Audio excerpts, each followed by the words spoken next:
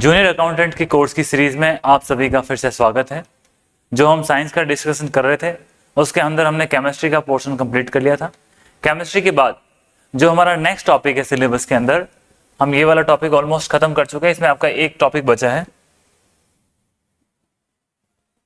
वो जो टॉपिक बचा है इसमें आपका कोलाइडल सॉल्यूशन और कोलिगेटिव प्रॉपर्टीज, इसको हम बाद में डिस्कस करेंगे। इसके बाद जो आज हमारा मेन टॉपिक है वो इन्वायरमेंट वाले चैप्टर से है। इसके अंदर आप देखिए इन्वायरमेंट है। इन्वायरमेंट के इसने दो कंपोनेंट्स दे रखे हैं, वो है आपका बायोटिक और अबायोटिक कंपोनेंट। इसके अलावा इसी इन्वायरमेंट को इन्होंने तीनों जो एटमॉस्फेयर, लिथोस्फीयर और हाइड्रोस्फीयर, ये तीनों ही पार्ट होते हैं जो हमारे इन्वायरमेंट के, इन तीनों को यहाँ ब्रैकेट में मेंशन किया, तो इसके बारे में देखेंगे। इसके बाद इन्होंने मेंशन किया है इकोसिस्टम के बारे में, और इकोसिस्टम के साथ इन्होंने क्या दिखाया है कि हमको उसका स्ट्रक्चर देखना है।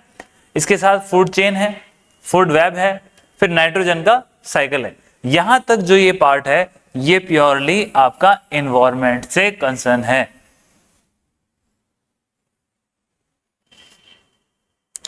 इस पार्ट को हम आज के जो हमारा ये वीडियो सीरीज है इसमें डिस्कस करेंगे।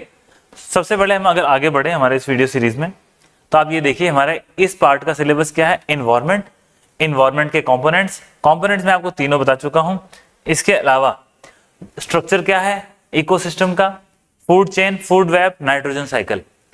ये हिंदी की टर्मिनोलॉजी के अंदर देखें तो एनवायरनमेंट है उसे हम पर्यावरण कहते हैं। इसके कंपोनेंट से मतलब पर्यावरण के कौन से घटक हैं। और यदि हम इसके घटकों की बात करें तो एटमॉस्फेयर यानी कि वायुमंडल, हाइड्रोस्फीयर आपका जलमंडल, और जो लिथोस्फीयर है वो स्थलमंडल। तो ये आपके तीन कंपोनेंट हो गए। ये तीनों कंपोनेंट या घटक किसके हैं? एनवायरनमेंट के। एनवायरनमेंट की क्या डेफिनेशन है मैं आपको आगे नेक्स्ट बताऊंगा।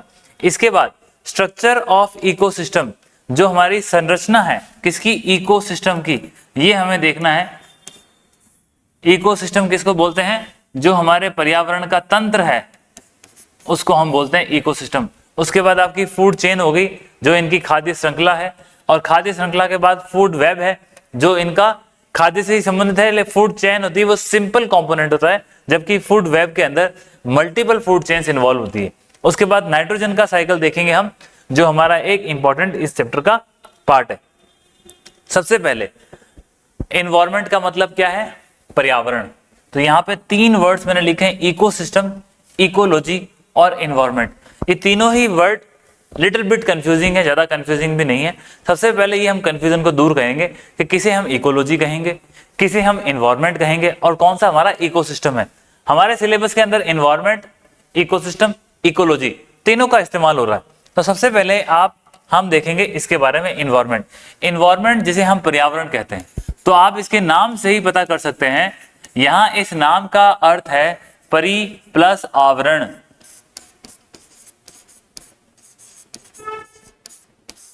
यानी कि वो पार्ट जो हमारे आसपास होता है, जो हमारे चारों तरफ जो एक आवरण है, चाहे उसमें जैविक घटक हो, चाहे उसमें अजैविक घटक हो, चाहे जंतु हो, पादप हो, जानवर हो, या फिर पेड़ पौधे हो, वो सारे के सारे कंपोनेंट मिलकर के वो आपका एनवायरनमेंट का पार्ट बनते हैं। तो पर्यावरण क्या है? जो हमारे चारों तरफ का आवरण है उसे हम पर्यावरण कहते हैं या इकोसिस्टम कहते हैं। तो सबसे पहली बात तो आपका एनवायरनमेंट का कंसेप्ट खत्म हुआ। नेक्स्ट आप देखिए, एक होता है इकोलॉजी और एक होता है इकोसिस्टम। जो इस पर्यावरण के अध्ययन के अंदर, जब हम पर्यावरण से तात्पर्य क्या है, चाहे जितने भी घटक हमारे आसपास हैं, चाहे वो सजीव हैं, निर्जीव हैं, जैविक है, अजैविक है, उन सबको मिला के जो चीज बनती है उसे हम कहते हैं पर्यावरण। और इस पर्यावरण के अंदर जो घटक हैं, कौन से घटक हैं? इस इकोसिस्टम में आपके दो घटक होते हैं। एक घटक है आपके जैविक घटक जिसे हम बायोटिक कंपोनेंट कहते हैं, और दूसरा जो आपका घटक होता है वह होता है अजैविक घटक। तो इन दोनों घटकों से मिलकर, इन्हीं से मिलकर आपका पर्यावरण भी बनता है, क्योंकि वहां भी यही है। परंतु इकोसिस्टम का मतलब यह होता है जो आपके जैविक और अजैविक घटक हैं। इन जैविक और अजैविक घटक में जितने भी कारक हैं, कारक क्या है? कोई भी जैविक घटक आपका काम कर रहा है या कोई भी आपका अजैविक घटक काम कर रहा है, ये जो घटक जिस प्रकार से काम करते हैं वो आपका इकोसिस्टम कहलाता है। आप मेरी बात डिफरेंस समझ गए? इन्वायरमेंट का मतलब होता है हमारे चारों तरफ जो भी आवरण है, और वो आवरण किसका बना होगा? जैविक और अजैविक घटक का। उस चारों तरफ के आवरण को हम कहते हैं इन्वायरमेंट। जबकि इकोसिस्टम क्या होता है? जो हमारे चारों तरफ है, क्या है? जैविक अजैविक जो भी है। जैविक घटक से मतलब ये होता है, जैविक घटक से आप किसी भी सजीव चीज को मान लीजिए, जैसे आप कोई जानवर है, मनुष्य है, ये सारे के सारे जैविक घटक हैं। अजैविक घटक कौन से होते हैं? अजैविक घटक में आपके जो आसपास एलिमेंट है, जैसे आपकी नाइट्रोजन गैस है, कार्बन गैस है, या आपके लिथोस्फीयर में कोई भी एलिमेंट है, ये सारे अजैविक घटक है। जब जैविक और अजैविक घटक, इनके ऊपर जितनी फोर्सेस, इनके जितने भी कारक काम करते हैं, उन कारकों के जो काम बनता है, उस काम को हम इकोसिस्टम कहते हैं। यानी कि एक सिस्टम बना, कैसे बना? जैविक और अजैविक घटकों के कार्य करने से जो सिस्टम बना, वो सिस्टम आपका इकोसिस्टम है। तो सबसे पहले दो डाउट क्लियर हो गए, पर्यावरण का क्या मतलब है और इकोसिस्टम का क्या मतलब है। एनवायरनमेंट का मतलब है जैविक और अजैविक घटकों से मिली हुई एक संरचना, उसको हम कहते हैं पर्यावरण।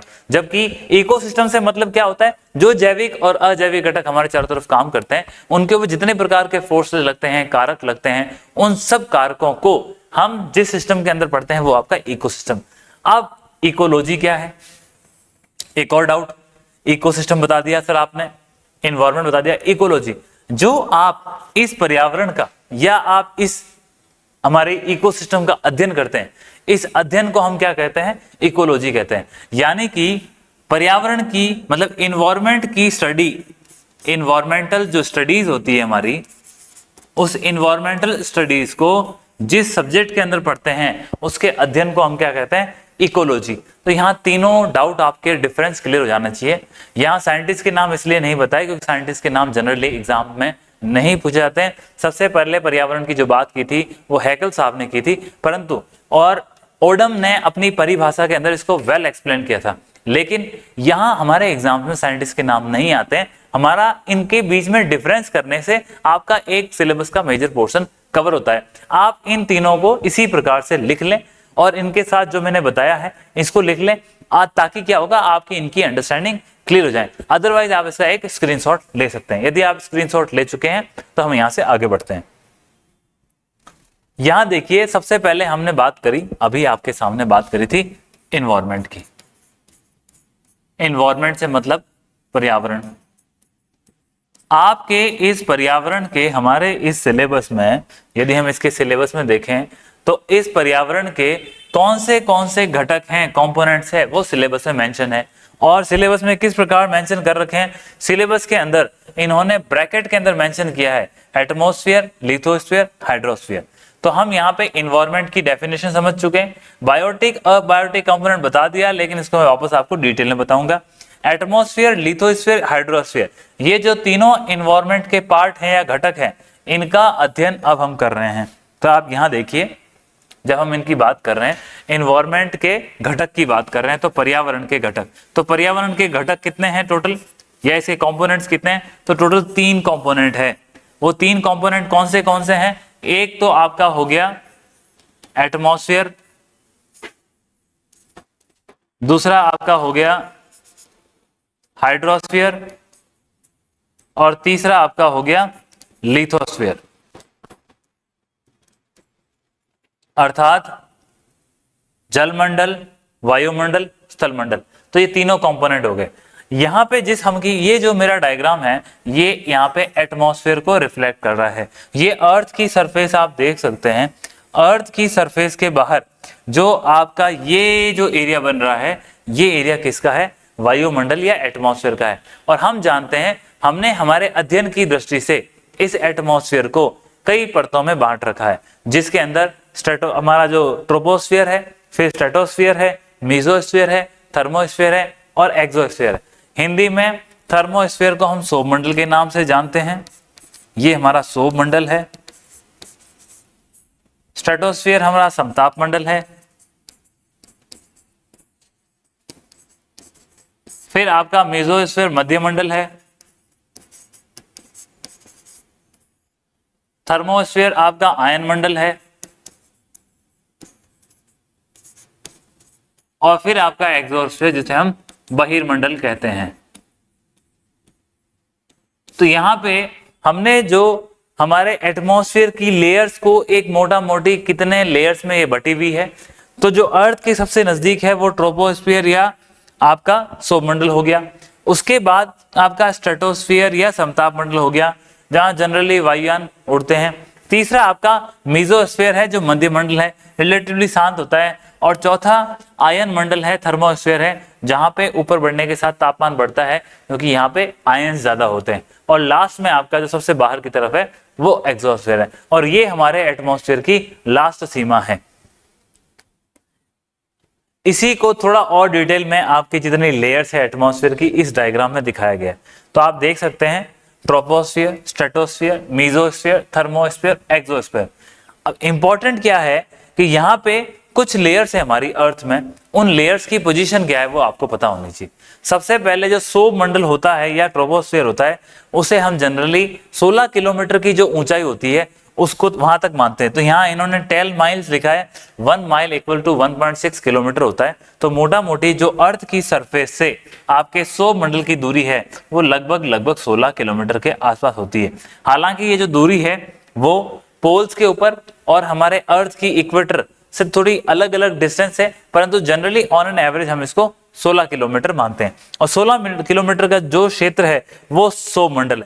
और जितनी प्रकार की क्रियाएं हम देखते हैं जो हमने देखी है, चाहे वो तूफान हो, आंधी हो, बारिश हो, ये सारी की सारी घटनाएं जहां पे होती है, यदि कोई बलून उड़ रहा है तो ये सारी की सारी जितनी भी घटनाएं होती है वो सौरमंडल में होती है, क्योंकि ये अर्थ के सबसे नजदीक इस वायुमंडल का एक भाग है। तो सबसे पहली लेयर कौन सी है? ट्रोपोस्फियर या सौरमंडल। और ये अर्थ की सरफेस से नजदीक है, ये अर्थ की सरफेस से लगभग 16 किलोमीटर की दूरी तक है। और ये जो 16 किलोमीटर की दूरी है वो सब जगह समान नहीं है। पोल जहां पे हमारा उत्तरी ध्रुव या दक्षिणी ध्रुव है वहां कंपैरेटिवली इसका डिस्टेंस अलग है, और जहां हमारी इक्वेटर है जो थोड़ा बल्ज है वहां इसका डिस्टेंस अलग है। परंतु ऑन एन एवरेज हम ये मानते हैं कि जो सौरमंडल की सीमा है, ऊपरी सीमा है, वो हमारी अर्थ की सरफेस के टॉप से लगभग 16 किलोमीटर है।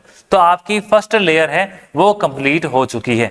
इसके तापमान की बात करें, क्योंकि हम जैसे जैसे धरती की सरफेस से ऊपर की तरफ जाएंगे तो तापमान में ज्यादातर गिरावट ही आती है। ऐसा एहसास आप तब भी कर सकते हैं जब आप किसी प्लेन एरिया से पहाड़ी क्षेत्र की तरफ जाएंगे और जैसे जैसे आप ऊंचाई की तरफ बढ़ेंगे तो आपको एहसास होगा कि वहां का तापमान धीरे धीरे आपकी ऊंचाई के साथ कम हो रहा है। तो सौरमंडल चूंकि हमारे एटमॉस्फेयर की सबसे पहली लेयर है, तो इसमें जैसे जैसे हम ऊंचाई पे जाते हैं तो वहां पे जो तापमान है वो कम होता है। और एक इंपॉर्टेंट चीज है, चूंकि अर्थ की सरफेस, मेरी बात ध्यान से सुनिएगा, जो हमारी अर्थ की सरफेस है ये हमारी अर्थ है, ये अर्थ की मैंने आपको टॉप सरफेस दिखाई। इस अर्थ की सरफेस का जो हाईएस्ट पॉइंट होता है वो हम किसे कहते हैं? माउंट एवरेस्ट को। तो ये हमारा माउंट एवरेस्ट हो गया। और माउंट एवरेस्ट की हाइट कितनी है? माउंट एवरेस्ट की हाइट है 8848 मीटर, यानी कि 8.84 किलोमीटर। तो आप ये देखिए, और जो हमारा सौरमंडल है या स्ट्रेटोस्फीयर है उसकी हाइट कितनी है?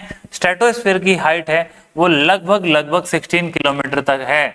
तो इसका मतलब लगभग जो हमारा माउंट एवरेस्ट है उससे और उतनी ही ऊंचाई पर हमारा सौरमंडल है वो समाप्त हो जाता है। इसके बाद जो हमारी सेकंड लेयर है जिसे हम समताप मंडल या स्ट्रेटोस्फीयर कहते हैं। स्ट्रेटोस्फीयर का सबसे इंपॉर्टेंट यूज, जो वायुयान होते हैं, जितनी भी हमारी एरोप्लेन्स फ्लाई होती है वो उड़ान तो लेती है तब वो सौरमंडल से जुड़ती है, लेकिन सौरमंडल में पर्यावरण से संबंधित, हमारे एटमॉस्फेयर से संबंधित, वायुमंडल से संबंधित बहुत सारी घटनाएं घटित होती है। इस कारण यहाँ का जो वातावरण होता है वो कैसा होता है? अशांत होता है। और इसी अशांत वातावरण को क्रॉस करते हुए इसके ऊपर स्ट्रेटोस्फीयर में, समताप मंडल में जो हमारे वायुयान होते हैं वो उड़ते हैं। वहां पे उनकी गति भी स्थिर रह पाती है, वो अधिक गति को भी प्राप्त कर सकते हैं। इसी कारण से दुर्घटनाओं की संभावना भी कम होती है। इसीलिए समताप मंडल में वायुयान हमेशा उड़ते हैं। तो ये आपको एग्जाम्स के हिसाब से ध्यान रखना होगा। सर्वाधिक जो वायुमंडल की घटनाएं होती है जिसमें आपका वोल्केनो इरप्शन हो गया, कोई ज्वालामुखी का फटना है, या आपका कोई आंधी है, तूफान है, या मॉनसून की बारिश वगैरह का होना है, ये सारी मौसमी घटनाएं कहाँ घटित होती है?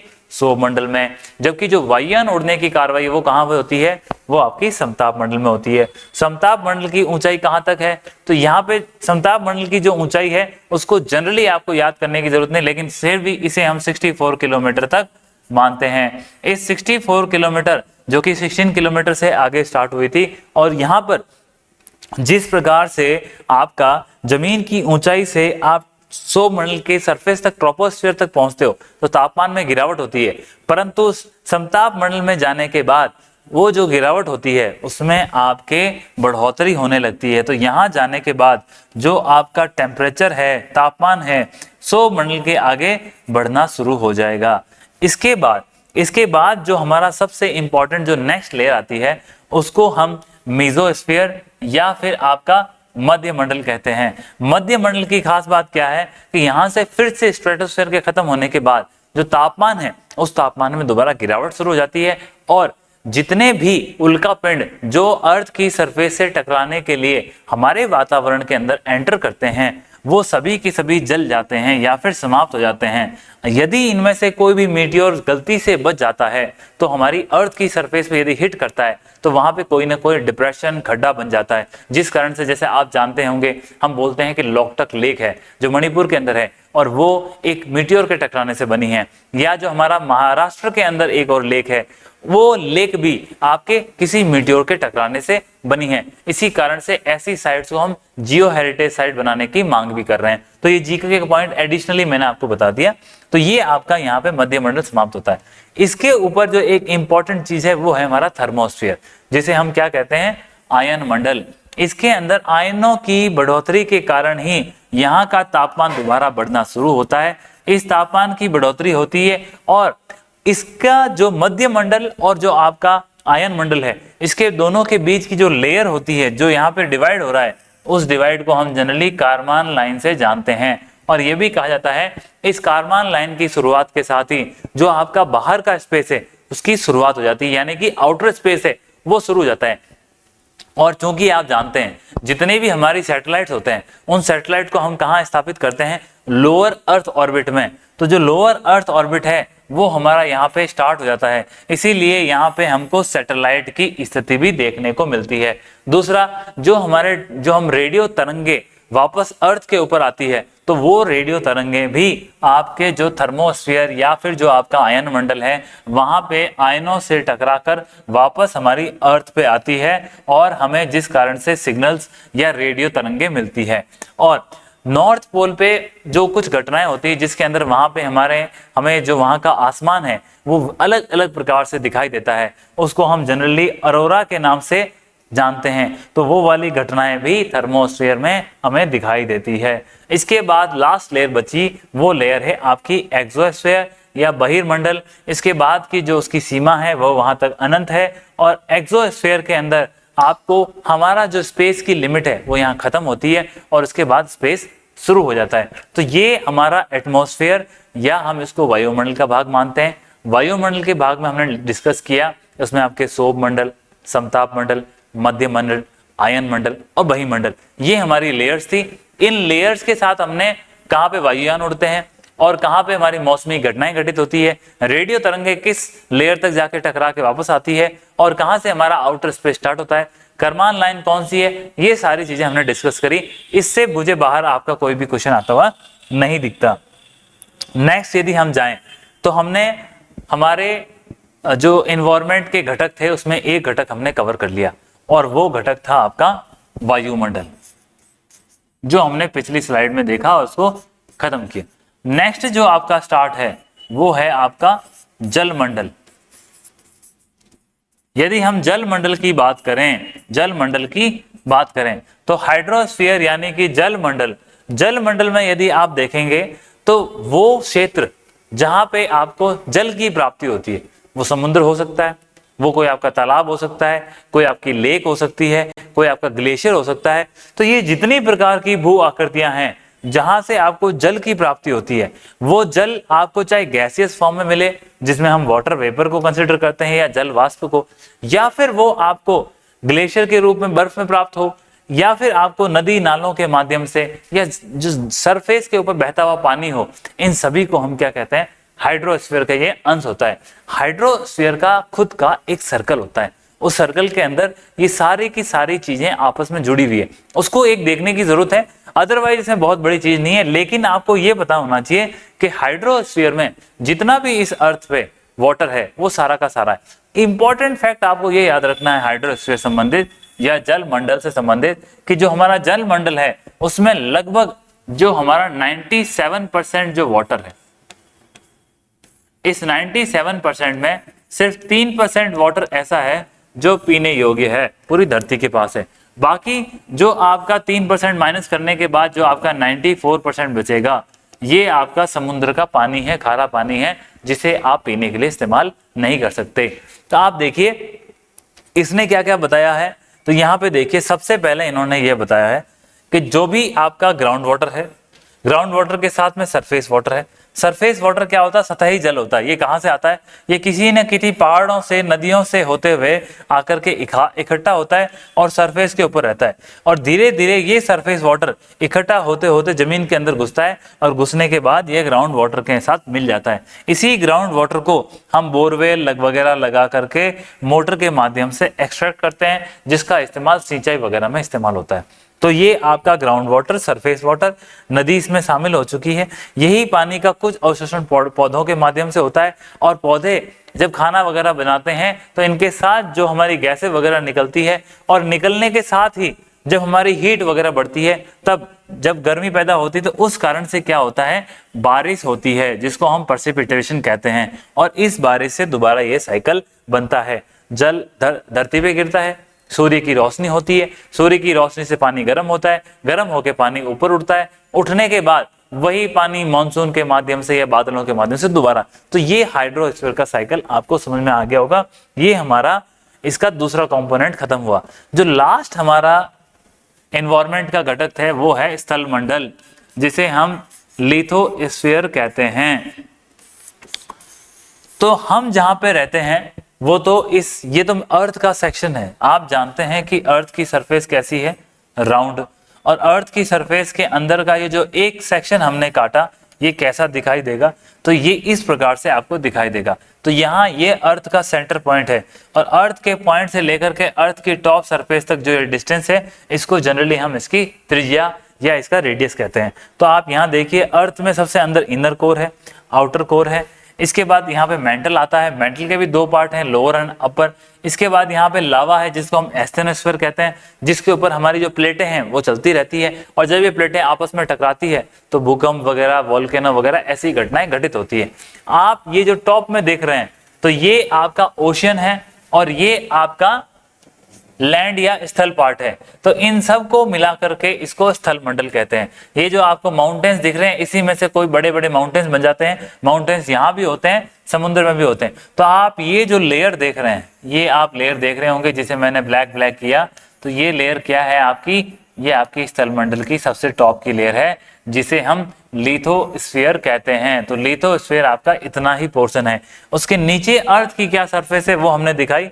हालांकि इन डिस्टेंस को जानने की जरूरत नहीं है, लेकिन जो अर्थ होती है उसके मुख्य 3 पार्ट होते हैं। सबसे सेंटर के अंदर कोर होगा, कोर के बाहर मेंटल होता है, और मेंटल के ऊपर जो आपका लिथोस्फीयर होता है। और मेंटल 2 भागों में बंटी होती है। जो अंदर का पार्ट होता है उसे लोअर मेंटल, उसके ऊपर का पार्ट होता है उसे अपर मेंटल, और सबसे जो सेंटर में होता है उसे हम कोर कहते हैं। कोर के भी 2 भाग हैं, एक इनर कोर और एक आउटर कोर। इस प्रकार स्थलमंडल की जो आपकी जितनी जानकारी थी वो मैंने इसमें कवर कर दी। एक और चीज, जो हमारी स्थल मंडल की सबसे टॉप की लेयर है, जिसे हम जनरली लिथोस्फीयर कहते हैं, और हमारे सिलेबस के अंदर यही लिखा है। जो ये लिथोस्फीयर होती है, ये लिथोस्फीयर का जो डिस्टेंस है वो लगभग आपके 30 किलोमीटर से लेकर 90 किलोमीटर की चौड़ाई तक होता है।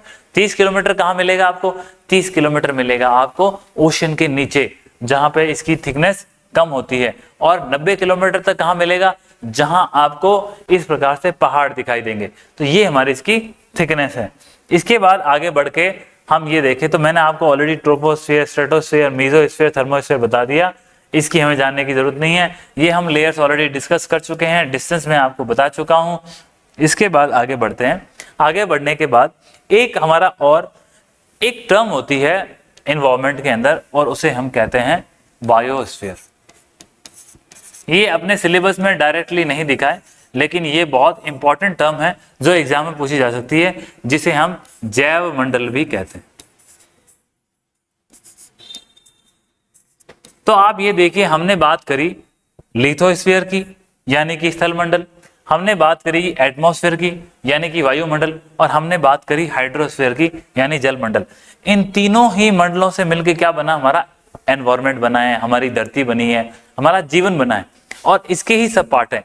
परंतु एटमॉस्फेयर, हाइड्रोस्फीयर और लिथोस्फीयर, स्थल मंडल, जल मंडल, वायुमंडल, ये तीनों जहां मिलते हैं और जहां पे जीवन का प्रारूप, वहां जहां जीव जंतु जी रहे हैं, उस भाग को हम क्या कहते हैं, बायोस्फीयर यानी कि जैव मंडल। कैसे? यहां जो इसने ये साइकिल बनाया है, मैं इसी साइकिल पे बताता हूं आपको। आपको दिख रहा है ये स्थल मंडल है, तो स्थल मंडल का जो ये वाला पोर्शन है, आप देख सकते हो ये पोर्शन इसमें शामिल है। फिर जो आपका जल मंडल था, ये समुद्र है, और इस समुद्र का ये पोर्शन भी यहाँ शामिल है। मैं इसको दूसरे कलर से ले लेता हूँ ताकि ज्यादा कंफ्यूजन ना हो। तो आप ये देख सकते हैं कि ये वाला पोर्शन भी शामिल है, और इसी के साथ जो आपका वायुमंडल का पोर्शन है वो भी इसमें है, क्योंकि तो वायुमंडल है। जहां ये तीनों चीजें मिलती है, उस तीनों चीजों के मिलने के क्षेत्र को हम बायोस्फीयर या फिर जैव मंडल कहते हैं। और जैव मंडल में जीव जंतु जीवित रहते हैं, क्योंकि उनके पास स्थल मंडल, वायुमंडल और एटमॉस्फेयर तीनों के गुण शामिल हैं। तीनों से वो अपनी आवश्यकता की चीजें प्राप्त करते हैं, और उसे हम बायोस्फीयर या जैव मंडल कहते हैं। यदि आप जब जीके पढ़ते हैं तो आपने पढ़ा होगा कि इंडिया के अंदर बायोस्फीयर रिजर्व्स हैं, इंडिया के अंदर बायोस्फीयर रिजर्व हैं, बायोस्फीयर रिजर्व हैं, जिसे हम क्या कहते हैं, जैव उद्यान। और इनमें से जैसे मैं एक उदाहरण देता हूं आपको, किसी एक के बारे में बता रहा हूं, जैसे हम कहते हैं नीलगिरी,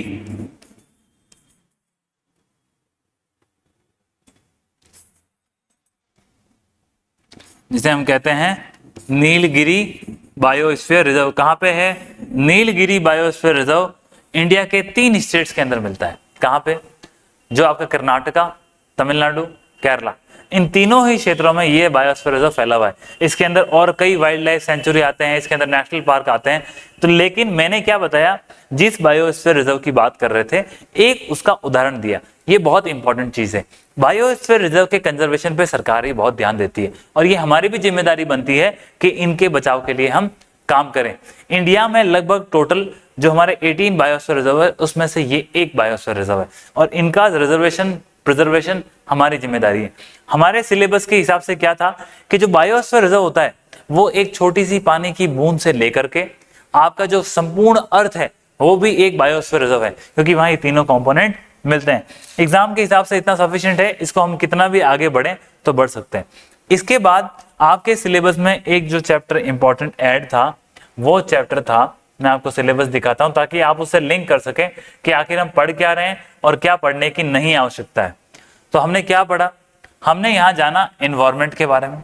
एनवायरमेंट में बायोटिक और अबायोटिक कंपोनेंट्स को डिटेल में अभी देखेंगे, पहले बता चुका हूं। बायोटिक होते हैं आपके जैविक, और अबायोटिक होते हैं अजैविक घटक। उसके बाद एटमॉस्फेयर, लिथोस्फीयर, हाइड्रोस्फीयर, जो आपका वायुमंडल था, जो आपका स्थल मंडल था, और जल मंडल, इन तीनों को हम डिस्कस कर चुके हैं। इकोसिस्टम की हमने अच्छे से डेफिनेशन देख ली, इकोसिस्टम क्या होता है, उसका स्ट्रक्चर क्या है। अब हम डिस्कस करेंगे बायोटिक और अबायोटिक कंपोनेंट के बारे में। तो यहाँ आप देखिए, हमने यहाँ पे हैं हम बायोटिक और अबायोटिक कंपोनेंट। तो देखिए, इकोसिस्टम का जो स्ट्रक्चर होता है, संरचना है, उस संरचना में यदि आप देखें, इकोसिस्टम के 2 ही मुख्य घटक हैं, एक बायोटिक और एक अबायोटिक और बायोटिक। बायोटिक घटक तो वो होते हैं जो जैविक सजीव हैं। सजीव में कौन है? वो जो जीवित है। इसमें जानवर भी आएंगे, इसमें आप भी आएंगे, हम भी आएंगे। अजैविक घटक कौन से हैं? अजैविक घटक जिसमें आप जिसको जलवायु के जो क्षेत्र होते हैं, मृदा है, वायु है, तापमान है, हवा है, इन सभी घटकों को आप अजैविक घटक बोल सकते हैं। और सिंप्लीफाइड करने के लिए हम जानते हैं, ये हमारे सिलेबस के अंदर लिखा हुआ है कि पारिस्थितिकी तंत्र की संरचना क्या है। पारिस्थितिकी तंत्र यानी कि इकोलॉजिकल सिस्टम, जो मैंने आपकी जिसको स्टार्टिंग में आपको डेफिनेशन बताई थी, इकोलॉजिकल सिस्टम। और इकोलॉजिकल सिस्टम की संरचना यानी कि इसका स्ट्रक्चर, तो हम इसके स्ट्रक्चर की बात कर रहे हैं। तो जो हमारा इकोलॉजिकल सिस्टम है इसके स्ट्रक्चर दो पार्ट हैं, एक तो इसका जैविक घटक है और दूसरा इसका अजैविक घटक है। जैविक घटक की यदि आप बात करें तो जैविक घटक मैंने आप बताया था जो सजीव चीजें हैं वो जैविक घटक में आती हैं, जैसे आप, हम, जानवर। तो जैविक घटक के अंदर दो प्रकार के होते हैं, एक जिन्हें हम कहते हैं स्वपोषी, यानी कि जो खुद से अपना खाना बनाते हैं और खुद बना करके अपना ग्रहण करते हैं, वो किसी और पे डिपेंडेंट नहीं है, उसे कहते हैं स्वपोषी। और स्वपोषी का सबसे बड़ा उदाहरण क्या है, जो हमारे उत्पादक हैं या पौधे, क्योंकि पौधे सूर्य की रोशनी ले लेंगे, प्रकाश संश्लेषण की क्रिया करेंगे, जड़ों से अपनी आवश्यकता की चीजें ले लेंगे और लेने के बाद अपना खाना खुद बनाएंगे, तो ये क्या हो गए आपके पौधे। दूसरे आपके पोषी होते हैं, पोषी जो कि क्या होते हैं, किसी न किसी के और ऊपर डिपेंडेंट होते हैं। तो पोषी और स्वपोषी में फर्क समझ गए। और ये डिपेंडेंट कौन हुआ, जैसे घास को कौन खाता है, घास को कोई न कोई हॉर्स रॉपर खा सकता है, कोई जानवर खा सकता है। तो जो घास को खाने वाला जानवर है उसको हम बोलते हैं प्राइमरी कंज्यूमर, जो खाने वाला है। ये तो उत्पादक हो गए, और जो ये है कंज्यूमर हैं, जो खाने वाले। तो जो ये आपका सबसे पहले उस पौधे को खाएगा, मान लीजिए उस पौधे को यहाँ पे किसने खाया, किसी बकरी ने खाया, तो बकरी कौन हो गई, प्राइमरी कंज्यूमर, प्राथमिक उपभोक्ता। उसके बाद इस बकरी को मान लीजिए किसी चीते ने खाया, तो चीता क्या हो गया, ये चीता बनाने वाले उत्पादक के ऊपर, जिसने खाया उसके ऊपर डिपेंड है, तो इसको हम बोलते हैं सेकेंडरी कंज्यूमर, यानी कि द्वितीयक उपभोक्ता। और इस चीते को किसी और जानवर ने खा लिया, हम ये कह सकते हैं, मान लीजिए इस बकरी को किसी अजगर ने खाया, तो अजगर क्या हो गया आपका सेकेंडरी प्रोड्यूसर, सेकेंडरी कंज्यूमर।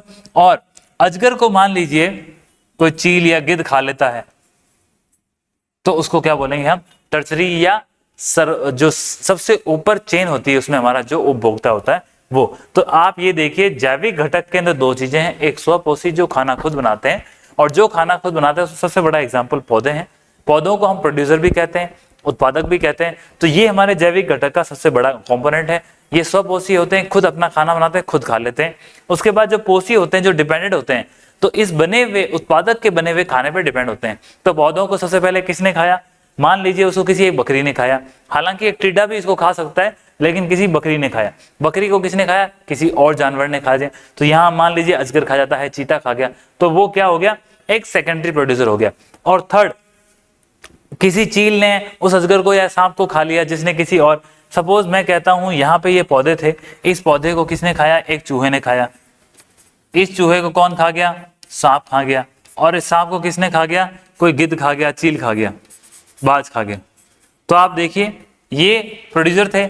चूहा आपका सबसे पहला वाला प्राथमिक उपभोक्ता होगा, चूहे को खाने वाला सांप आपका द्वितीयक उपभोक्ता हो गया, और इस सांप को जिस चील ने खाया वो आपका तृतीयक उपभोक्ता या टर्चरी कंज्यूमर, जो सबसे चेन में ऊपर होता है। तो इस प्रकार से ये जो आपके जैविक घटक की एक श्रृंखला है वो यहाँ पे कंप्लीट होती है। लेकिन मैंने कहा था कि जो हम जब इस पारिस्थितिकी, हमारी जो पारिस्थितिकी तंत्र की संरचना की बात करते हैं, तो इसका एक कंपोनेंट है जैविक घटक, और दूसरा कंपोनेंट कौन सा है आपका, अजैविक घटक। जब अजैविक घटक की बात करेंगे तो आप ऐसी चीजों को ध्यान में रखें जो हमारे आसपास है परंतु वो सजीव नहीं है।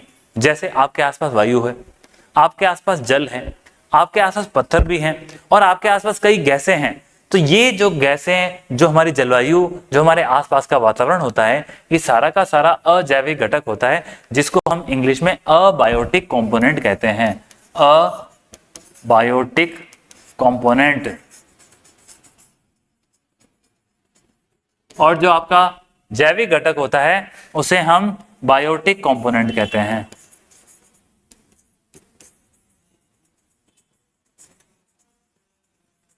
तो आप समझ गए होंगे बायोटिक कंपोनेंट अबायोटिक कंपोनेंट से मिलकर के ही हमारा इकोलॉजिकल सिस्टम है, उसका स्ट्रक्चर बना है। और यदि आप अबायोटिक कंपोनेंट्स की बात करें तो इसके अंदर मैंने आपको सबसे पहले जलवायु बताई।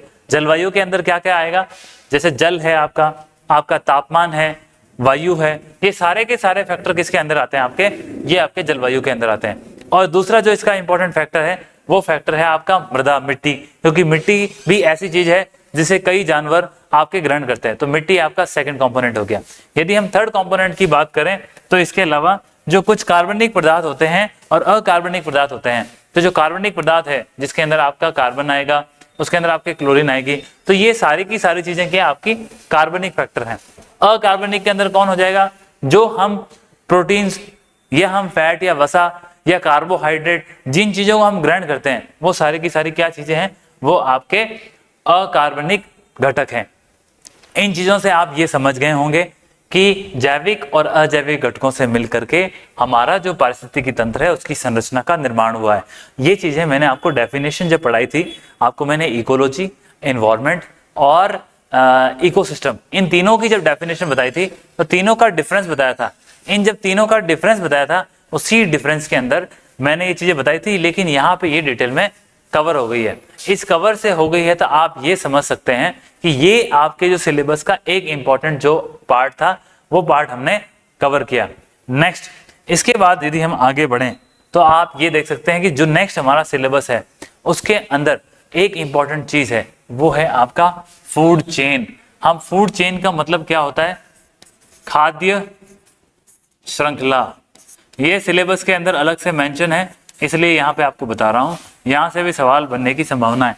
हालांकि जब मैंने आपको जैविक घटक बताया था तो जैविक घटक के अंदर मैंने आपको कहा था उत्पादक होता है, उसके बाद उस उत्पादक के जो पौधे हैं और पौधों के ऊपर प्राइमरी कंज्यूमर, सेकेंडरी कंज्यूमर और उसके बाद टर्चरी कंज्यूमर, प्राथमिक उपभोक्ता, द्वितीयक उपभोक्ता, तृतीयक उपभोक्ता, ये सारी चीजें होती है। तो यहाँ आप खाद्य श्रृंखला में मैं आपको उनको दोबारा रिपीट करूंगा, खाद्य श्रृंखला को हम फूड चेन कहते हैं, क्योंकि जो हमारा वातावरण है उसमें सब सारी चीजें किस पर डिपेंड है, किसी ना किसी के ऊपर डिपेंड है। तो आप ये देखिए, यदि हम खाद्य श्रृंखला की बात करें तो सबसे पहले आप यहाँ देखिए, जो सूर्य की रोशनी लेकर के खाना किसने बनाया, पौधों ने बनाया। उस पौधों को हमने यहाँ किस रूप में दिखाया, हमने उसको घास के रूप में दिखाया। तो आप यहाँ देखिए, जो आपकी घास है ये क्या होगी, आपकी प्राइमरी प्रोड्यूसर, मतलब कि ये आपका प्राथमिक उत्पादक। देन इस प्राथमिक उत्पादक के बाद ये प्राथमिक उत्पादक को, इस घास को किसने खाया, इस घास को खाया किसी प्राइमरी कंज्यूमर ने। प्राइमरी कंज्यूमर का मतलब क्या होता है, प्राथमिक उपभोक्ता। देखिए उत्पादक में तो ऐसी कोई चीज होती नहीं प्राइमरी जैसी, हालांकि कई बार होता है, इसको आप डिस्कार्ड कर दें। ये याद रखिए, सबसे पहले जो सूर्य की रोशनी से खाना बनाया पेड़ पौधा ने, वो एक उत्पादक का काम कर रहा है। और सबसे पहले जिसको खाया इसने, तो यहाँ पे हमारे किसी ग्रास हॉपर ने, जिसको हम जनरली टिड्डा कहते हैं, टिड्डा या टिड्डी, तो इस टिड्डा या टिड्डी के द्वारा इस घास को खा लिया जाता है। तो ये हमारा एक प्राथमिक उपभोक्ता हो गया। इस टिड्डे को किसी मेंढक ने यहाँ पे खा लिया, तो मेंढक यहाँ पे आपका सेकेंडरी कंज्यूमर या द्वितीयक उपभोक्ता हो गया। हालांकि यहाँ पे ये क्या करेगा, ये एक आपका मांसाहारी है, कार्निवोरस हो गया।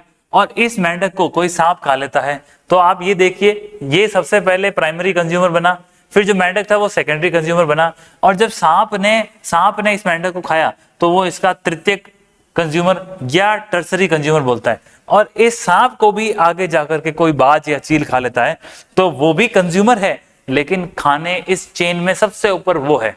तो आप ये देखिए, इनकी संख्याएं सबसे कम होगी, इनकी संख्याएं इससे अधिक होगी। जो मेंढक है वो सांप से अधिक होंगे, और जो टिड्डे हैं उसकी संख्या आप जानते हैं कितनी होती है, परंतु टिड्डे की संख्या घास से अधिक नहीं हो सकती। तो ये जो एक सर्कल बना हुआ है, इस सर्कल को हम क्या कहते हैं, फूड चेन कहते हैं। और लास्ट में इसको कौन खाएगा, जब इसकी मृत्यु हो जाती है, इसकी जब नेचुरल मृत्यु हो जाती है, मृत्यु होने के बाद जो इसके अवशेष बचते हैं, उन अवशेषों के लिए अलग से चेन बनती है, जिसको हम डीकंपोजर्स कहते हैं। वो क्या करते हैं, ये इसके जो टुकड़े होते हैं उनको छोटे छोटे अवशेषों में करके, उसके बाद उसको जो हमारे अबायोटिक कंपोनेंट है उसके साथ मिलके, उसको हम हमारे जो नेचुरल साइकिल है उसके अंदर मिट्टी वगैरह के साथ मिल जाते हैं।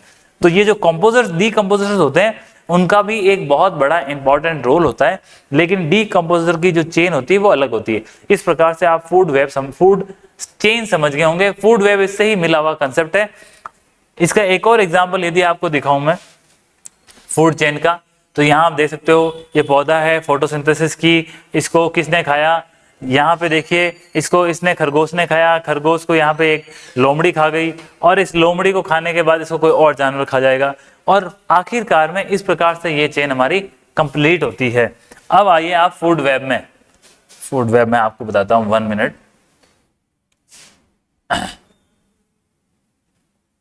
मैं आपको फूड वेब के बारे में बताता हूं।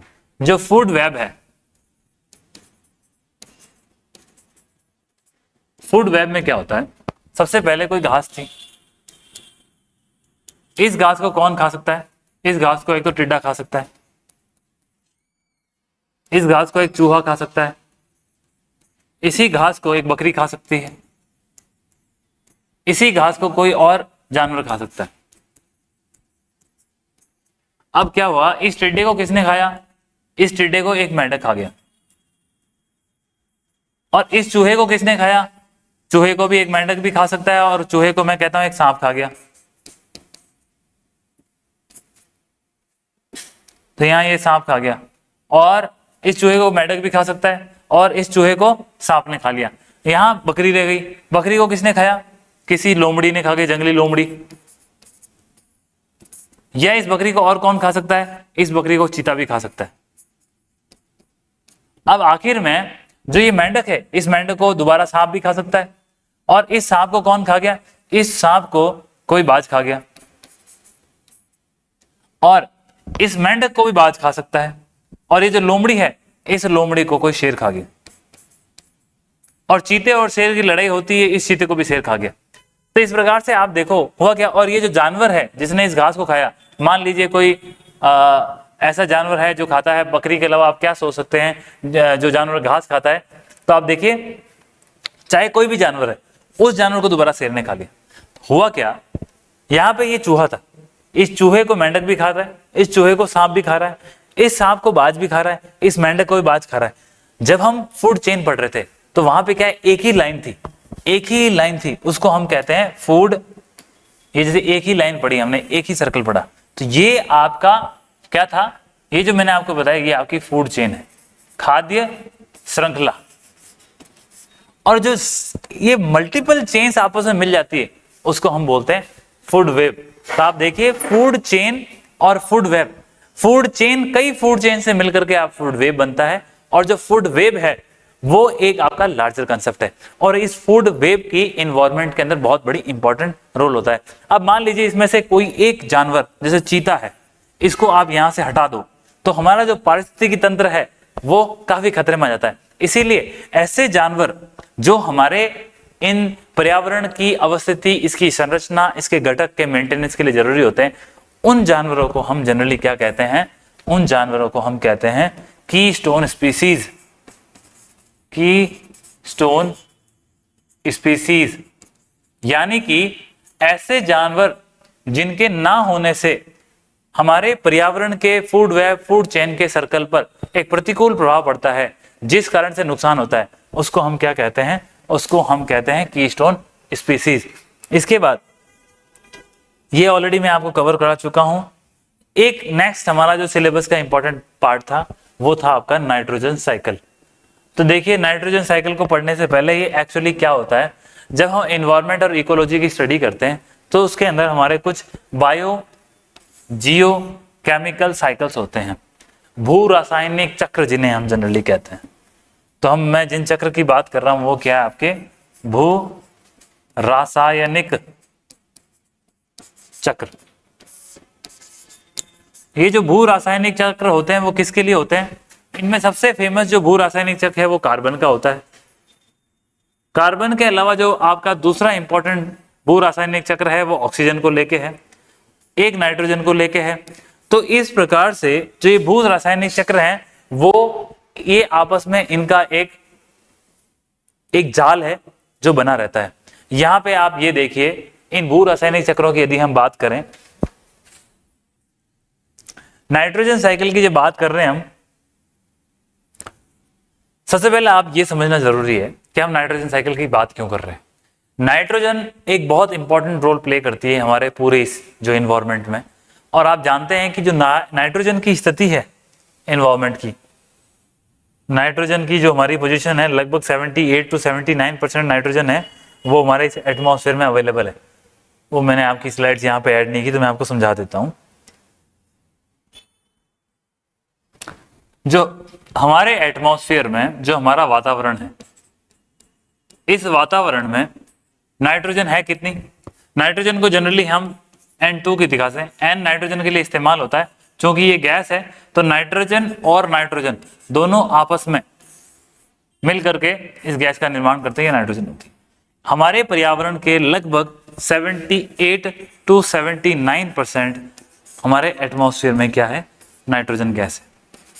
तो आप समझ सकते हैं कि काफी मात्रा में नाइट्रोजन गैस है। और सबसे इंपॉर्टेंट चीज है, जो ये नाइट्रोजन हमारे एटमॉस्फेयर में है, ये एक नॉन रिएक्टिव गैस है। आप सोचिए इतनी इसकी मात्रा है, नॉन रिएक्टिव यानी कि ये आसानी से क्रिया नहीं करती। वातावरण में इतनी गैस होने के बावजूद ये गैस नॉन रिएक्टिव है और ज्यादा रिएक्ट नहीं करती, जिस कारण से काफी स्टेबल है। परंतु और इसका रीजन क्या है स्टेबल होने का? इसका रीजन मैं आपको बताता हूं कि इतनी स्टेबल क्यों।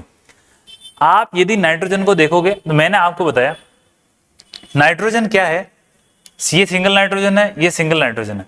इन दोनों नाइट्रोजन ने मिलकर क्या बनाई? नाइट्रोजन गैस बनाई, जिसको हम N2 से दिखाते हैं। और जब नाइट्रोजन और नाइट्रोजन के बीच के अंदर जब रिएक्शन होती है, जब गैस बनती है, तो इसके अंदर में ट्रिपल बॉन्ड होता है। ये जो आपको मैंने 3 डॉट दिखाए हैं, तो ये ट्रिपल बॉन्ड है। और जो ट्रिपल बॉन्ड होता है वो एक काफी स्ट्रॉन्ग बॉन्ड होता है। तो जो ये बॉन्ड है, ये कोवेलेंट बॉन्ड है। तो ये जो ट्रिपल बॉन्ड है, ट्रिपल बॉन्ड के कारण नाइट्रोजन, और जब कल हम हाइड्रोकार्बन की बात कर रहे थे हमारे लास्ट क्लास के अंदर, तब भी मैंने आपको बताया था कि हाइड्रोकार्बन 2 प्रकार के होते हैं। एक संतृप्त हाइड्रोकार्बन होते हैं, असंतृप्त हाइड्रोकार्बन। संतृप्त हाइड्रोकार्बन उसको कहते हैं जिसके अंदर जो बॉन्ड है कार्बन और कार्बन के बीच में वो सिंगल बॉन्ड होगा। और जबकि असंतृप्त हाइड्रोकार्बन वो होते हैं जहां पे आपको कार्बन और कार्बन के बीच में या तो आपको डबल बॉन्ड मिलेगा या आपको कार्बन और कार्बन के बीच में ट्रिपल बॉन्ड होते हैं। जो ये डबल और ट्रिपल बॉन्ड होते हैं वो काफी स्ट्रांग होते हैं, लेकिन सबसे स्ट्रांग वो होते हैं जिनके बीच में ट्रिपल बॉन्ड होता है। नाइट्रोजन गैस की खास बात यह है कि इसके अंदर आपस में ट्रिपल बॉन्ड होता है, जिस कारण से ये काफी स्ट्रांग होते हैं। इसलिए वातावरण के अंदर जो आपकी 78-79% नाइट्रोजन है, उसको आसानी से अलग नहीं किया जा सकता। इसी कारण से ये जो नाइट्रोजन गैस है ये हाईली अनरिएक्टिव गैस है। इसीलिए ये पर्यावरण में इतनी मात्रा में होने के बावजूद भी हमको आसानी से नुकसान नहीं पहुंचाती है। और इस नाइट्रोजन को आसानी से इसी फॉर्म में कोई भी पेड़ पौधे वगैरह इस्तेमाल नहीं कर सकते। क्यों नहीं कर सकते? क्योंकि ये जो इसका कोवेलेंट बॉन्ड है, ट्रिपल कोवेलेंट बॉन्ड, इसको ब्रेक करना आसान नहीं है। तो ये तो बेसिक नाइट्रोजन के बारे में समझा। नाइट्रोजन साइकिल के अंदर यदि हम आगे बढ़े तो इस नाइट्रोजन साइकिल को मैंने आपको बताया जिस प्रकार से ये एक नॉन रिएक्टिव गैस है, नाइट्रोजन आसानी से रिएक्शन नहीं करती है, तो इस नाइट्रोजन का तो आप कुछ कर नहीं सकते। अब इस नाइट्रोजन की फॉर्म को चेंज करना पड़ेगा। आपको इस नाइट्रोजन को या तो अमोनिया बनाना पड़ेगा या आपको इस नाइट्रोजन को नाइट्रोजन डाइऑक्साइड बनाना पड़ेगा या आपको इसको नाइट्रेट बनाना पड़ेगा। तो इसी प्रकार से इस नाइट्रोजन की जो फॉर्म है, मतलब इस नाइट्रोजन गैस को हम अलग अलग फॉर्म में या तो अमोनिया, नाइट्रोजन डाइऑक्साइड, ये सब बना के इस नाइट्रोजन को हम इस्तेमाल कर सकते हैं। ये सब करता कौन है, कैसे इस्तेमाल करता है, वातावरण में कैसे आती है?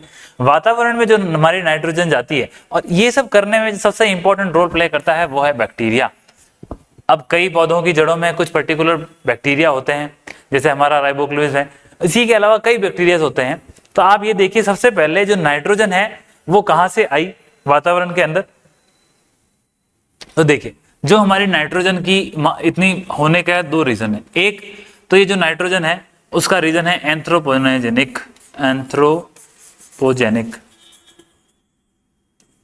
यानी कि जो जानवर होते हैं, इन जानवरों से भी नाइट्रोजन कहां पे आती है?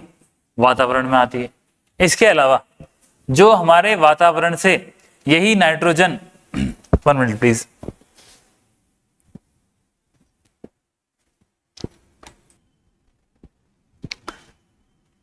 तो एंथ्रोपोजेनिक रीजन है हमारा। और दूसरा जो नाइट्रोजन के अदर सोर्सेज हैं वो भी इसके अंदर काफी रोल प्ले करते हैं, और इस प्रकार से हमारा नाइट्रोजन इसमें वातावरण में आती है।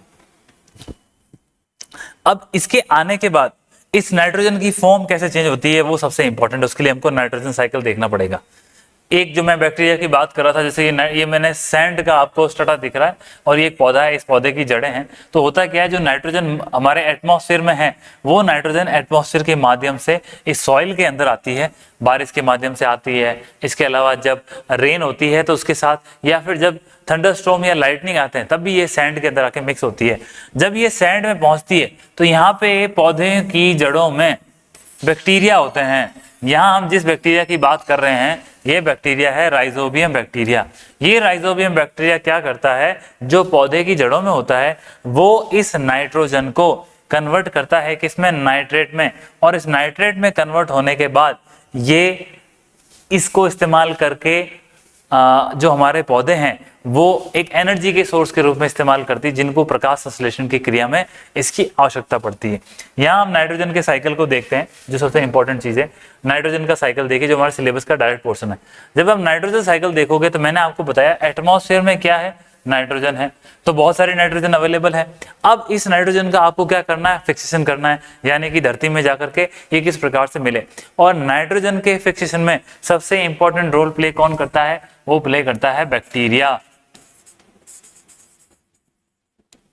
ये बैक्टीरिया प्ले करता है। तो यहाँ पे जो ये बैक्टीरिया के द्वारा नाइट्रोजन का फिक्सेशन किया जाता है उसके बारे में बताया। तो आप देखो ये बैक्टीरिया कहाँ पाया जाता है, जनरली पौधों की जड़ों में होता है। उसको हम क्या बोलते हैं, जैसे मैंने एक राइजोबियम बैक्टीरिया की बात करी, तो ये राइजोबियम बैक्टीरिया इस नाइट्रोजन को लेकर के उसको किस में कन्वर्ट करता है, ये उसको नाइट्रेट बना देगा। इसके अलावा जो जानवरों के अंदर होती है, जो जानवर मलमूत्र के माध्यम से नाइट्रोजन रिलीज करते हैं, तो ये सॉइल के अंदर मिलती है। और सॉइल के अंदर मिलने के बाद इस जो उनका डीकंपोजर है, यानी कि जो उनकी खाद है, इस खाद का अर्थ में मिलने के बाद अमोनिफिकेशन हो जाता है, यानी कि ये अमोनिया बन जाती है। और इस अमोनिया का इस्तेमाल फिर हम दोबारा जो हमारे बैक्टीरिया है वो आपका नाइट्रेट बनाने में करते हैं। और इस नाइट्रोजन डाइऑक्साइड और नाइट्रेट के माध्यम से ये पौधों के द्वारा इस्तेमाल होती है। अब ये जमीन के अंदर कैसे जाती है, तो मैंने आपको बताया था थंडरस्टॉर्म है, लाइटनिंग कंडक्टर है, जो लाइट होती है आपकी उस लाइट के माध्यम से भी ये अर्थ के सरफेस के अंदर सामने चली जाती है। तो इस प्रकार से ये नाइट्रोजन का साइकिल जो एक इंपॉर्टेंट चैप्टर था वो हमारे इस सिलेबस का पार्ट था। तो यहाँ पे हमने कवर क्या किया, आई थिंक हमारा नाइट्रोजन साइकिल यहाँ पे कंप्लीट हो गया। अब हमने कवर क्या किया वो देख, तो हम वापस चलते हैं अपने सिलेबस में।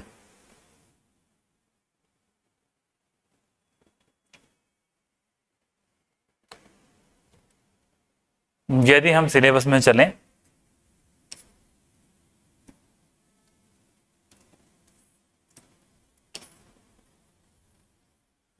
सिलेबस में आप देखिए, क्योंकि सिलेबस हमारी मदर है, इसी से हमें समझ में आएगा हमने क्या हासिल क्या नहीं किया। हम इन्वायरमेंट के बारे में डिस्कस कर चुके हैं, मैंने बताया हमारे चारों तरफ के आवरण को इन्वायरमेंट कहते हैं। बायोटिक और अबायोटिक कंपोनेंट डिटेल में डिस्कस किया था, जैविक और अजैविक घटक। फिर जैविक घटक को हमने स्वपोषी, पोषी के बारे में बात करी थी। फिर हमने जो पोषी हैं उसमें उत्पादक, प्राथमिक उपभोक्ता, द्वितीयक उपभोक्ता, तृतीयक उपभोक्ता, उनके बारे में बात करी, उसके एग्जाम्पल्स की बात करी। तो हमारे यहाँ बायोटिक और अबायोटिक कंपोनेंट कंप्लीट हो गए। इसके अलावा हमने यहाँ पर जो हमारे एटमॉस्फेयर, जो हमारा वायुमंडल है, जो हमारा स्थल मंडल है और जो हमारा जल मंडल है, इन तीनों मंडल के बारे में डिटेल से बात की। इनकी लेयर्स कौन सी है, इनकी इंपॉर्टेंस कौन सी है, तो ये हमारे इंपॉर्टेंट जो एक एलिमेंट था वो भी कवर हो गया। फिर जो इकोसिस्टम है, जो हमारे इकोसिस्टम की संरचना है, उसका स्ट्रक्चर है, उसके बारे में हमने बात करी, जिसके अंदर हमने दोबारा बायोटिक और बायोटिक को डिवाइड किया था। उसके बाद ये देखा। फिर हमने फूड चेन, जो हमारी खाद्य श्रृंखला है, उसको देखा। फिर हमने फूड वेब, जो हमारा खाद्य जाल है, जिसके अंदर कई खाद्य श्रृंखलाएं आपस में मिलती है, तो इसको देखा। ये भी हमने कंप्लीट किया था। इसमें हमने की स्टोन स्पीसीज की बात की थी, जो वातावरण के लिए जरूरी होती है। फिर हमने नाइट्रोजन साइकिल की बात करी। ये सारी बात करने के बाद यहाँ तक मैंने आपको कहा था ये हमारा एनवायरमेंट का चैप्टर होता है, वो खत्म होता है। तो आप देख सकते हो एनवायरमेंट में मैंने कोई टॉपिक आपका छोड़ा नहीं है। कुछ इंफॉर्मेशन जो अभी मेरे को याद आ रही है वो मैं बताता हूँ। मैंने आपको कहा था स्थल मंडल, जल मंडल और वायुमंडल, इन तीनों का जो मिला हुआ हिस्सा होता है उसको मैंने क्या नाम दिया था, उसको मैंने आपके लिए नाम दिया था जैव मंडल, या जिसे हम बायोस्फीयर रिजर्व भी कहते हैं। इसकी बात करी थी। और दूसरा एक चीज आप देखिए, कोई भी दो होते हैं, जैसे कि ये आपका समुद्र है यानी कि जलमंडल है, और ये जलमंडल इसके पास में क्या है, ये आपका स्थल मंडल है।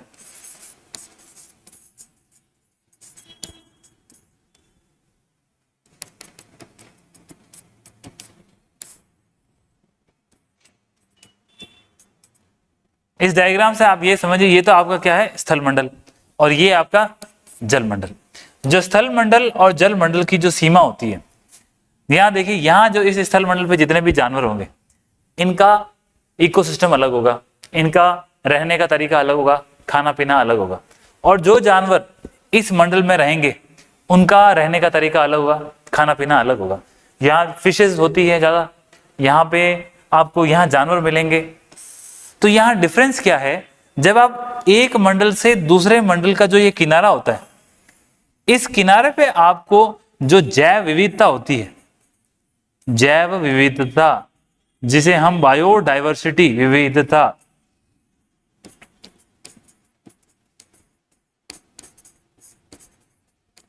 जो जैव विविधता होती है जिसे हम बायोडाइवर्सिटी कहते हैं, सॉरी मैं मिट गया यहाँ पे, जैव विविधता जिसे हम बायोडाइवर्सिटी कहते हैं, यहाँ पे ज्यादा पाई जाएगी। ऐसा क्यों होता है? इसको बोलते हैं इकोटोन।